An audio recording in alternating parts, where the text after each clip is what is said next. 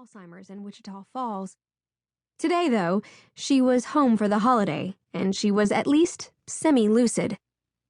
Lipstick ran into the wrinkles around her mouth, and her jet-black eyebrows, penciled in a lopsided arch, did not match her short, kinky gray hair.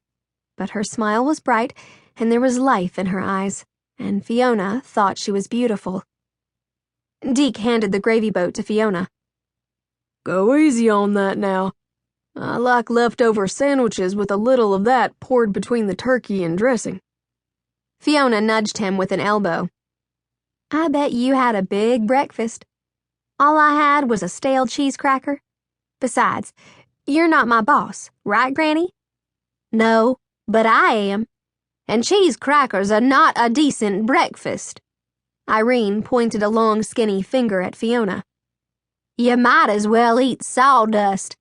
I taught you better than that. I bet you ain't been eating right since you left. You're too skinny, isn't she, Jud? Fiona raised an eyebrow at the sexy cowboy beside her. Man, I wouldn't touch that question with a 10-foot pole. Toby chuckled. Lizzie put a piping hot yeast roll on her plate and sent the last item around the table. Me neither, darling. You'd better have 2 rolls right to start with. She set a couple of rolls on the edge of his plate. We might need to get you some sideboards. Maybe, Toby said. Slightly taller than his brother Blake, Toby looked at his wife sitting beside him, his blue eyes twinkling. Yes, they were every bit in love as Blake and Allie. Brothers had married sisters. That made any of their children double cousins to Allie's new baby, Audrey, who had inherited Fiona's red hair. Back to the 10-foot pole, Fiona said. She is too skinny, isn't she, Jud? Irene shot a look down the table at the newest Dawson cowboy who'd come to the Lucky Penny a few weeks ago.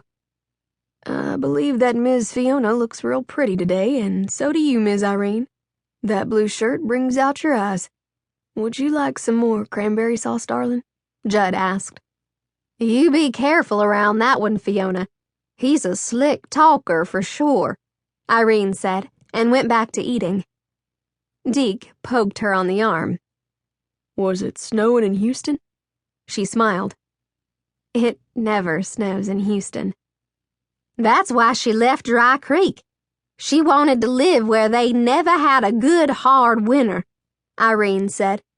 I bet the roaches and flies are big-ass buzzards in that place without a good freeze to kill 'em off. Granny, I don't want to hear about bugs at the dinner table. Fiona smiled, despite her words. She'd forgotten how much she'd missed her family and their crazy ways. A peace settled over, a sense of belonging. That was every bit as important to her soul as the food was to her body. Irene smiled. There's my fiery girl. Just how long are you staying? Lizzie asked.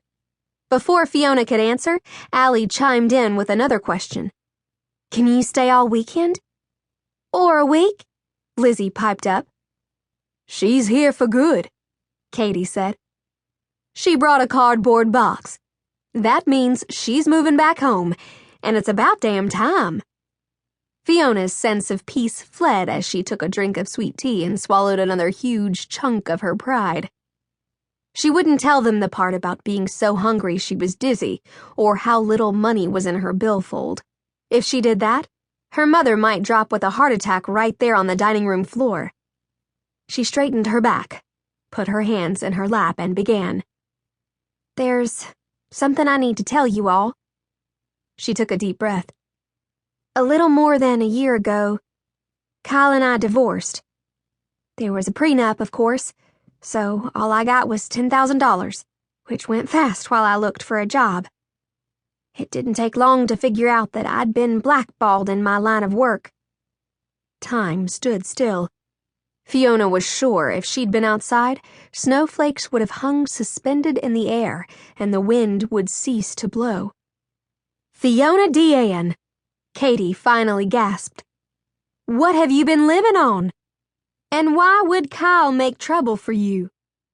One shoulder rose in a half shrug. I guess it upset him.